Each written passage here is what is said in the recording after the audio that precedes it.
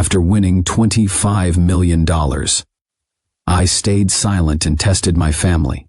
My brother mocked, my parents prayed, but my sister did something unforgettable. 4 years ago, my life changed forever. But not in the way you might imagine. Yes, I won the lotto. But the true narrative is what happened once I found who my family actually was. Backstory. First, because context is important here. I, a 37-year-old guy living in Columbus, Ohio, and for the majority of my life, I was what you would call an additional sibling. Nor the golden child, nor the black sheep, but the forgettable middle child who no one paid attention to. You know the type. Good grades, avoided trouble, but never just good enough to earn the attention. I worked as a diesel mechanic for a freight company, pulling 11-hour stints in chilly garages to repair big rigs.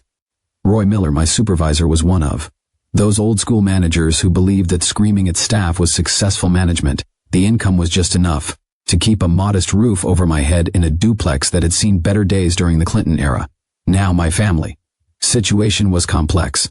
Allow me to introduce you to the cast of characters that made my youth and young adulthood so enjoyable. My older brother, Brad Carter, is 40 and has always been the golden boy. Right after graduation, our parents, Janet and Frank Carter, assisted him in purchasing a construction firm.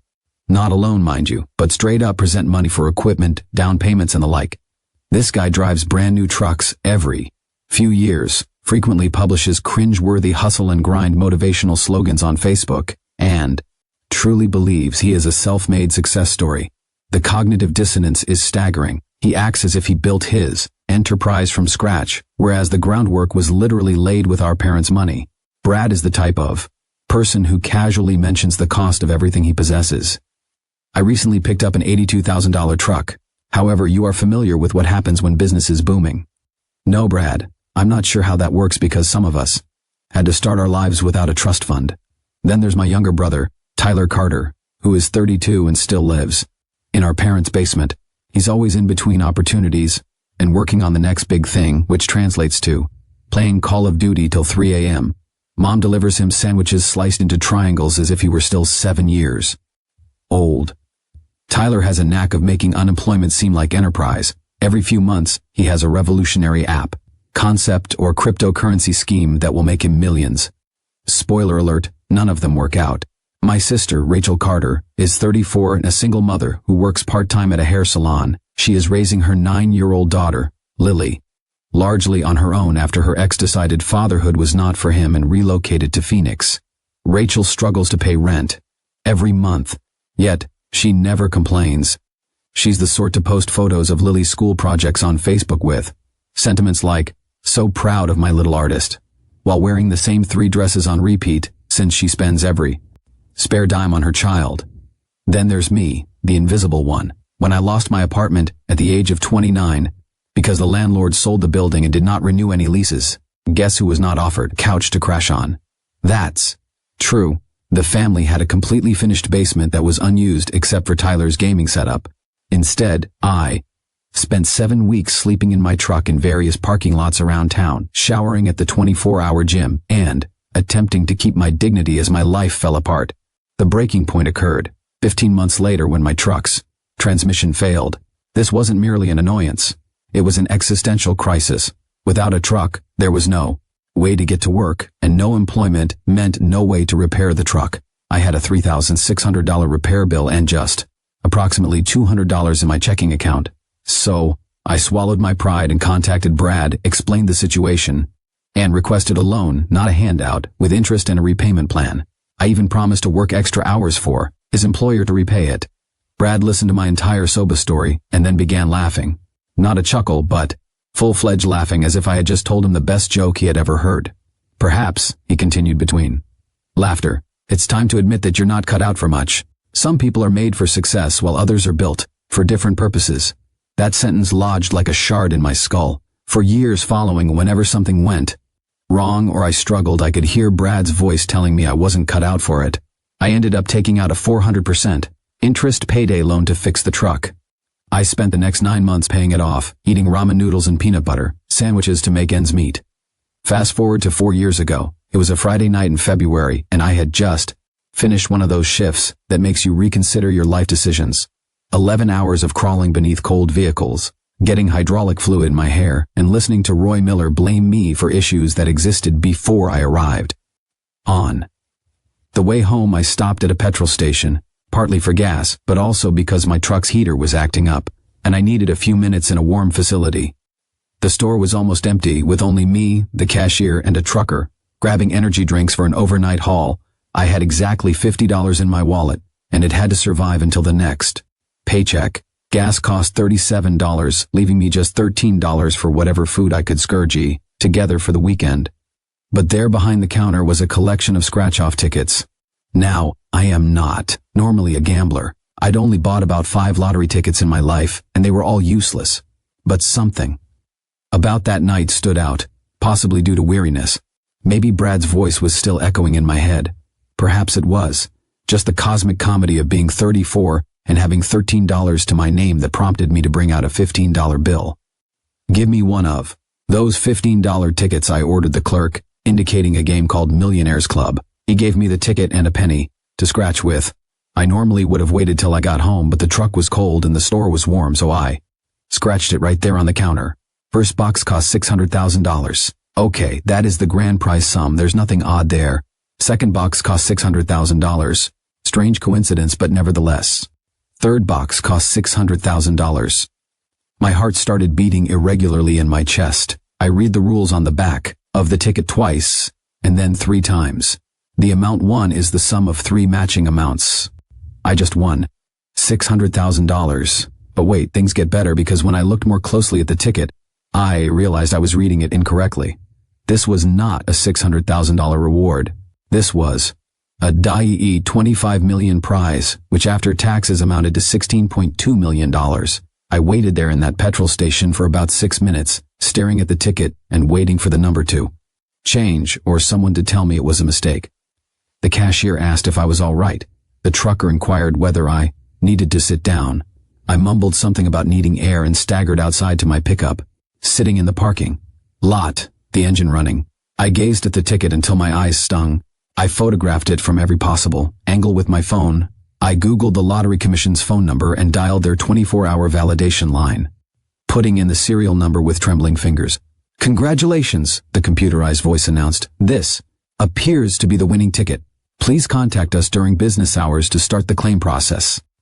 I drove home in perfect silence without even turning on the radio. In my apartment, I placed the ticket in a Ziploc bag, then inside another Ziploc bag, and last in a fireproof safe that I had purchased years ago for crucial documents. Then I sat on my couch staring at the wall till sunrise. The lottery opened at 8 a.m. on Monday. I arrived at 7:30, first in line, dressed in my cleanest trousers and a button-down shirt I had purchased for a job interview 2 years prior. The process was really simple, but it took a full week. Lawyers, financial advisors, and tax professionals. Suddenly I had a full team of professionals tasked with ensuring that I did not burn away $16.2 million, like one of those cautionary tales you see on reality TV. Karen Whitfield, my financial advisor, was a non-nonsense woman who had managed lottery winners for 16 years. "First of all," she said, "the money won't change who you are, but it will reveal who everyone else is." We set up a trust, diversified the investments, created multiple income streams, conservative estimates place my annual income at roughly $700,000 without touching the principal. Even if I lived lavishly, the money would last indefinitely. But here's the deal. I did not desire to live lavishly, not yet anyhow. I kept going to work all week, living in my terrible duplex, and driving my beat-up Silverado. The only difference was that I found myself smiling at unexpected moments. For example, when Roy Miller yelled at me about productivity goals, or I saw Brad Carter's newest Facebook post about his empire. I had a plan in my thoughts. A strategy to address a question that has been bothering me for years. If I truly needed assistance, if my life depended on it, would my family be there for me? I was about to find out. 3 weeks after winning the lotto, I began my first experiment. I contacted my parents first, thinking I should start with the ones who were supposed to love me unconditionally. "Dad," I said when he responded, "I need to talk with you about something serious." I informed them that my employer had been reducing hours for months and had eventually laid me off. I stated that my truck's transmission was playing up again, and the repair would cost more than the vehicle was worth. I explained that my landlord was raising the rent, and I couldn't afford the increase in unemployment benefits. My father, Frank Carter, listened to the entire story before launching into a lecture about how difficult circumstances shape character and how real men find ways to make things work. My mother, Janet Carter, offered helpful advice such as, "Have you tried praying about it?" and "Everything happens for a reason." When I asked openly if they might help me get back on my feet, perhaps by letting me remain in Tyler's old room for a few weeks while I looked for work, the conversation quickly became uncomfortable. "Son," your dad remarked, "your mother and I are on a fixed income. We can't be supporting grown children who should be supporting themselves." This, from the man who had written Brad $80,000 check for company equipment only 4 years before. "We'll pray for you," Mom said, "but you need to learn to handle your own problems." I thanked them for their time and hung up. 1 down and 3 to go. Brad was next. I contacted him the following evening around dinner time, knowing he'd be home. "Bro," I said using my best, desperate voice, "I'm really in trouble here." I told him the same tale. Lost a job, a wrecked truck, and an impending eviction. I asked if I may work with his company briefly. Brad remained silent for a long time while I stood up. Then he replied, "You know what? I might have something for you." My heart raced. Perhaps I had misjudged him. Maybe blood was actually thicker than water. "I need someone to clean the office and workshop after hours," he was saying. "It's $9 an hour, maybe 20 hours a week, just so you're not sitting around feeling sorry for yourself." $9 an hour. The federal minimum wage was $7.50. So he was technically generous with the additional $1.50. "Brad," I replied, "I was making $24 an hour at the shop. I've got 15 years of mechanical experience. Don't you have any actual mechanic work?" "Look," he began, and I could sense the patronizing tone creeping in. "Beggars can't be choosers. Take the janitor job or don't. But stop expecting handouts just because we're related. Help." For example, asking for labor was equivalent to asking for charity. I told him I'd think about it, and then hung up. Tyler's response was precisely what I expected. "Dang, bro, that really sucks. I'd help if I could. But you know how it is." "You're right, Tyler. I understand exactly how it is. You're 32 years old and Xbox Live is your largest expense." But Rachel was different. I contacted her last, partly because I didn't want to drag her into this test, and partly because I knew she'd try to help, even if she couldn't afford it. "Oh my God," she said after I finished detailing my fictitious predicament. "Why didn't you call me first?" Before I could respond, she had already made preparations. "Can I come over that night? Did I need to eat? Did I have warm clothing?" "I don't have much," she admitted, "but I've got $70 in my emergency fund, and you can have it. And my couch is always open for as long as you need." $70. This is from someone who had to choose between groceries and gas every week. "Rachel, I can't take your emergency money." "Yes, you can," she said. "That's what family does. We take care of each other." She arrived that same night with the money, a bag of groceries, and a jar of leftover spaghetti and meatballs. She set up my couch with her own linens and pillows, gave me a spare key to her house, and encouraged me not to worry about anything except getting back on my feet. That $70 was worth more to me than the entire $16.2 million in the bank. While my family thought I was trying to find a job, I was actually working on something I had been dreaming of for years. Using a shell business, I purchased a modest warehouse on the outskirts of town. Nothing fancy, just 9,000 square feet of concrete floors and towering ceilings. I repurposed it as a custom truck and off-road vehicle shop. Not just repairs, but whole custom builds, lift kits, performance engines, bespoke paint treatments, and more. It was everything I'd ever wanted to do, but never had the money to do. My first 2 workers were Tommy Alvarez and Luis Ramirez, whom I had previously worked with at the freight company. These were the CO workers who had given me rides, while my truck was in the repair, paid for my lunch when I was broke, and treated me like a human being rather than a nuisance. Tommy Alvarez burst into tears when I gave them jobs at double their former salaries, including complete health insurance. Luis Ramirez questioned me 3 times if I was serious before he even looked at the contract. "How did you get the money for all of this?" Tommy inquired, looking around the shop. I told him I got lucky, which was technically correct. Setting up the business took 8 months of careful planning, business licenses, insurance, equipment, inventory, I had to learn more about entrepreneurship in 8 months than Brad Carter had learned in his entire pampered life. The nicest aspect was that I remained unseen. Everyone heard about the new shop, but no one related it to me. I was just a guy who disappeared after being laid off, most likely moving to another place to find work.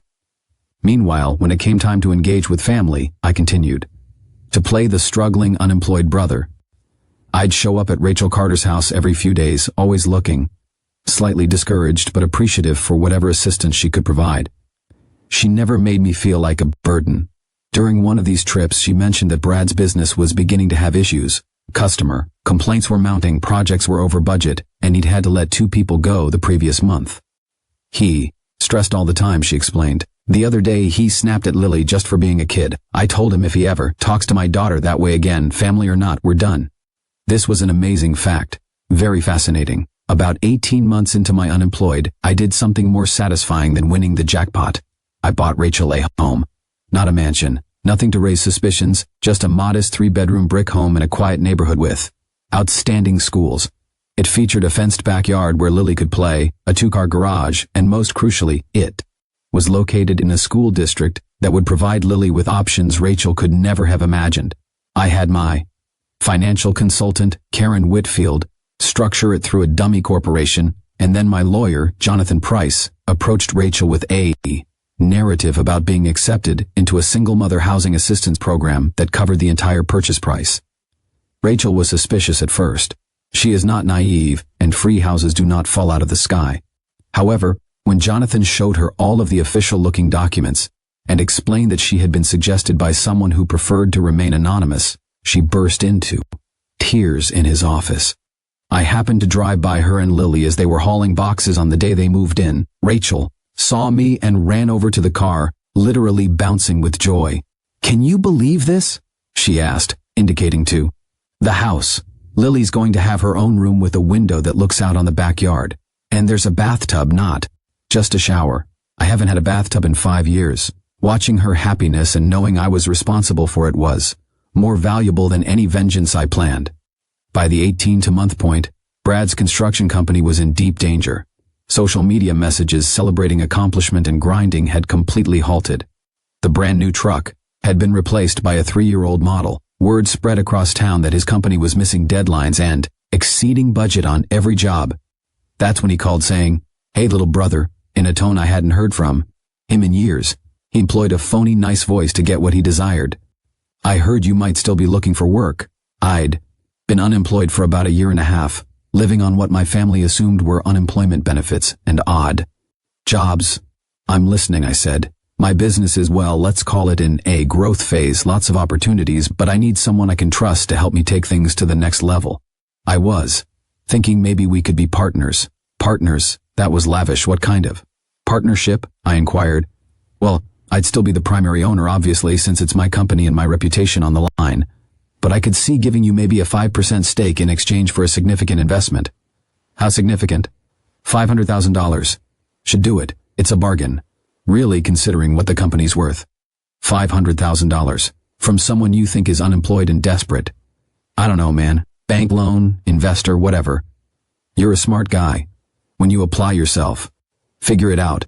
The audacity was amazing. And what would I get for this investment besides 5%? Ownership experience? Mainly learning how to run a real business from someone who's actually successful. Think of it as paying for an education. I said I'd think about it and call him back. Instead, I spent the following week thoroughly investigating Brad's business. Financial documents, customer satisfaction surveys, outstanding debts, and ongoing legal matters. I wanted to learn everything. The results were worse than I had anticipated. Brad owed money to suppliers, had 3 clients threatening lawsuits, and was just 7 weeks away from bankruptcy. His $500,000 investment opportunity was a desperate effort to keep afloat. But here's the thing with desperate folks. They make dumb decisions. I called Brad back and informed him that I had found an investor willing to put up the money. We arranged to meet at a downtown steakhouse to negotiate terms. Brad arrived at dinner in a leased BMW, which likely cost more per month than most people's rent. He selected the most expensive steak on the menu and spent the first 20 minutes telling me about his recent trip plans and some new equipment he was considering purchasing. I let him speak, ordered a simple lunch, and waited for him to get down to business. So, he finally began chopping into his $60 ribeye. Tell me about this investor of yours. He's someone I've been talking to, I replied. Very interested in construction, has cash available, and is looking for the right opportunity. What is his background? Various businesses. He prefers to keep a low profile. Brad nodded, as if this made perfect sense. Smart. I'm the same way. So, what are we talking about here? The full 500 in? He'd prefer to buy the company outright, I quipped. Sees more potential in ownership than partnership. Brad's fork came to a halt about halfway to his mouth. Buy it outright? This company's worth millions. How much exactly? At least 2.5 million, maybe 3.5.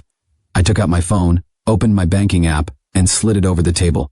Brad's countenance shifted from confidence to uncertainty to shock as he peered at the screen, which displayed a balance of $10.5 million. I had it appraised, I explained quietly. Professional evaluation, 3 different firms. They all came back with the same number, $100,000. Brad Carter's face had multiple color changes. That's impossible. I've put years of work into this company, years of work that led to customer complaints, lawsuits, and bankruptcy. Brad, you're 7 weeks away from losing everything. He remained quiet for a long time, staring at my phone. How did? Does it matter? Here's what I'm offering. $100,000 cash for 100%. Ownership. You can stay on as a project manager with a competitive salary. Project manager. It's my company. It was your company. Now it's just debt and bad reputation. Take the deal, Brad, because it's the only one you're getting. Brad signed the paperwork 4 days later. He did not have a choice. It was either sell to me or file bankruptcy and lose everything. The transfer was quick and comprehensive. I retained the best personnel while letting go of the rest. I settled all outstanding obligations and lawsuits. Most significantly, I restructured everything to benefit customers rather than merely enriching the owner. Brad's first day as my employee was an educational experience for both of us. He arrived at his customary time, 10 a.m., because owners do not punch clocks, and went straight to his old corner office. I stopped him in the corridor. Good morning, Brad. Your workspace is over here. I escorted him to a desk in the main area, right in the center of everything. Where's my office? I converted it into a conference room. Much better use of space. His company, Audi, was replaced by a standard work truck that everyone else drove. His spending account was canceled. His designated parking space became guest parking. But what really changed was his income, which dropped from $130,000 to $60,000, the same as the other project managers, which was rather generous given his recent performance. This is temporary, right? He inquired after I described his new remuneration arrangement. Until you see how valuable I am to operations, Brad, I responded. Your value to operations will determine everything about your employment here. Perform well and you'll be treated well. Underperform and you'll be replaced. For the first time in our adult lives, Brad had to work for his money. While Brad adjusted to life as a regular employee, I made a few more changes. Rachel had always been brilliant with numbers and organization, but her skills were squandered cutting hair for tips and doing part-time bookkeeping for small businesses. I offered her the post of operations director at a salary that was double what she was earning at the salon. She nearly didn't trust me at first. I don't have experience running construction projects, she replied. You have experience managing a household on number budget, raising a child alone, and keeping multiple part-time jobs organized. Trust me, you're overqualified. Rachel proved to be just what the organization needed. She implemented project tracking systems, enhanced client communication, and managed to keep Brad from screwing up the work he was allocated. Watching Brad follow directions from our younger sister was perhaps the most satisfying aspect of my payback. For 34 years, he treated Rachel as if she were invisible, simply another family member who didn't matter. She was now his supervisor, and she outperformed him in every way. Rachel never misused her power, but she did not coddle him either. When Brad attempted to cut shortcuts on a project, Rachel shut it down. When he arrived late, she documented it.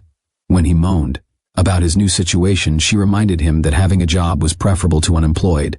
About 8 months into the new arrangement, Tyler began looking for opportunities. He'd heard through the family grapevine that I was doing well, and had even launched a business. He came into the shop one morning with a resume printed on copy paper, and what I can only describe as arrogant confidence. "Thought you might need some extra hands," he remarked, peering around at the equipment and trucks. "I've got some ideas for improving efficiency." Tyler's resume was an example of creative fiction. He identified entrepreneurial endeavors as his primary experience and portrayed his basement gaming setup as a remote digital marketing company. "What exactly do you think you could contribute here?" I was curious about. "Well, I've been researching the industry and I think you're missing some key opportunities in the digital space. Social media marketing, online customer acquisition, that sort of thing." This comes from someone who has never kept a job for more than 3 months. "Tyler," I replied, "this is a construction and custom vehicle business. Our clients care about quality work, not hashtags." "That's exactly the kind of thinking that keeps small businesses small," he said, seemingly unaware that he was scolding someone whose modest business was already more successful than anything he'd ever tried. I informed him that we were fully staffed and did not require further assistance. He departed disappointed, but not defeated. Tyler's optimism is invulnerable to reality. By month 10, Brad was suffering. The labor was more difficult than he remembered. The hours were longer than he was accustomed to, and the lack of special care was getting to him. Everything came to a head during a client meeting. Brad had promised a client that we would complete their project in half the time, evidently forgetting that he no longer had the ability to do so. When the client called to confirm the timetable, Rachel had to explain that Brad misrepresented our capabilities and that the realistic completion date was twice what he had claimed. The client wasn't pleased. They came into the business for a face-to-face encounter, and let's just say they aired their discontent loudly and clearly. Brad attempted to shift blame to miscommunication and new management practices, but it was evident to everyone there that he had simply lied to get the contract. After the client left, I summoned Brad to my office. "That was unacceptable," I replied. "Look, sometimes you have to tell clients what they want to hear to get the job. Then you figure out how to make it work." "No, Brad. Sometimes you have to tell clients the truth so they can make informed decisions. What you did was dishonest and unprofessional. Since when do you lecture me about business? 10 months ago you were unemployed and desperate." There it was, the real Brad, the one who had been hiding behind false civility since I'd purchased his business. "And now I own a successful business while you're an employee who just cost us a client. Funny how things change." Brad's face turned red. "This is my company. I built this from nothing. You built this into nothing. I'm rebuilding it into something, and if you can't accept that, you're welcome to find employment elsewhere. You can't fire me. I'm your brother. I can fire anyone who doesn't do their job properly. Being my brother just means I gave you more chances than I'd give anyone else." Brad stormed out of my office and did not return for 4 days. When Brad eventually returned, he was different. The facade of cooperation had vanished, replaced by barely hidden hatred and disdain. He began arriving late on a regular basis. His work quality dropped. He began making nasty remarks to his CO workers about family enterprises and good breaks. Meanwhile, my parents had learned of the situation and were not pleased. They called me on a Tuesday evening, both using speakerphones for maximum impact. "What's this we hear about you humiliating your brother?" Janet Carter, Carter's mother, asked. "I'm not sure what you mean. Brad says you bought his company just to torture him." Frank Carter, Brad's father, added, "Says you're making him work like a common laborer. Brad is working as a project manager, same as the other project managers. If he has complaints about his treatment, he can address them through proper channels." "This is ridiculous," Mom stated. "We should support each other, not tear each other down." The irony was so thick that I could have sliced it with a knife. "You're absolutely right, Mom. Family should support each other. Where was that support when I was sleeping in my truck? Where was it when I needed help with basic transportation to keep working? That was different." "No, it wasn't. The only difference is that now I have the power to help or not help, and I'm choosing to base that decision on how I was treated when I had nothing." Dad's voice became severe. "You're being petty and vindictive. I'm being consistent. Brad is still employed, still earning a living wage, still has opportunities to prove himself. That's more support than I ever received from this family." The debate ended horribly, with my parents maintaining that I was destroying the family, while I pointed out that it had already been ruined by years of favoritism and neglect. Brad endured another month before reaching his breaking point. He entered my office on a Friday afternoon with an ultimatum. "I want my old role back," he declared. "Full authority, executive salary, company car. This experiment has gone on long enough. I leaned back in my chair and observed him. He appeared tired, dejected, but still entitled. What experiment? This whole thing where you pretend to be the boss. We both know I'm the one with the experience and connections. Give me back control, and I'll consider letting you stay on as a partner. The audacity was breathtaking. Even in loss, Brad couldn't conceive a world where he wasn't at the center. Brad, I whispered, let me make sure I understand. You want me to give you back the company I bought from you? Restore the salary and benefits that were bankrupting the business and accept a junior role in the company I've spent 10 months rebuilding. When you put it like that, it sounds unreasonable. It doesn't just sound unreasonable, Brad, it is unreasonable. Here's what I'm prepared to offer. You can continue working here as a project manager, following the same rules as everyone else, or you can find employment elsewhere. Those are your options. Brad's expression shifted between fury, incredulity, desperation, and resignation. You really think you're better than me now, don't you? I think I'm more successful than you now. Whether that makes me better is a different question. This isn't over, he muttered, heading for the exit. Actually, Brad, it is. And if you decide to leave, don't expect a reference letter. Brad went out that day and never returned. He didn't even tidy up his desk, just vanished like a poor employee who knows he's about to be fired. I learned from family members that he had obtained work at a competing construction company, but only as a basic site supervisor, earning about half of what I was paying him. His girlfriend, who had been drawn to his achievement, allegedly concluded that dating a middle management employee was less enticing than dating a business owner. Within 3 months, Brad had relocated into a smaller apartment in a less desirable neighborhood. His social media presence, which was once full of humble brags and fancy purchases, has gone completely silent. I didn't feel anything. There was no gratification or regret, only the quiet comfort of a problem that had fixed itself.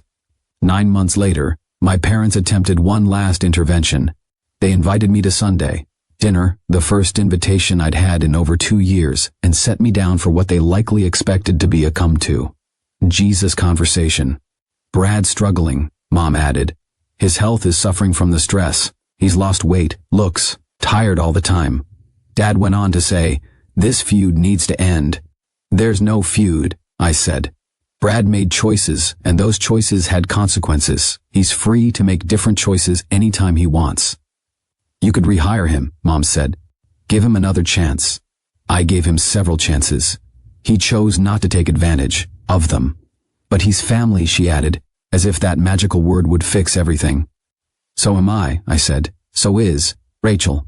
Funny how being family didn't matter when I needed help, but suddenly, it's important now that Brad needs help. They attempted numerous additional approaches, guilt, obligation, and family unity, but nothing worked. Finally, Dad used what he felt was his trump card.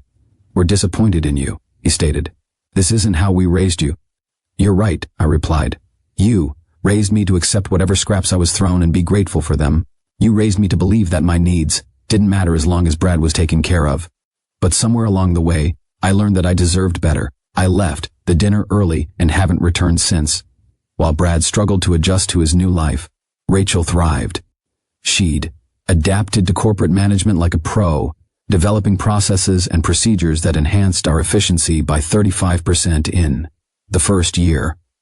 Lily was succeeding at her new school, making new friends, and participating in activities that would have been difficult in their previous position. Rachel had enrolled in some business classes at the community college and was considering obtaining a degree. I never thought I was smart enough for college, she confessed one day. Growing up, I always felt like the dumb one compared to you and Brad. You were never the dumb one. I told you. You were just the one nobody invested in. Rachel is already earning more than Brad ever did. She owns a house outright,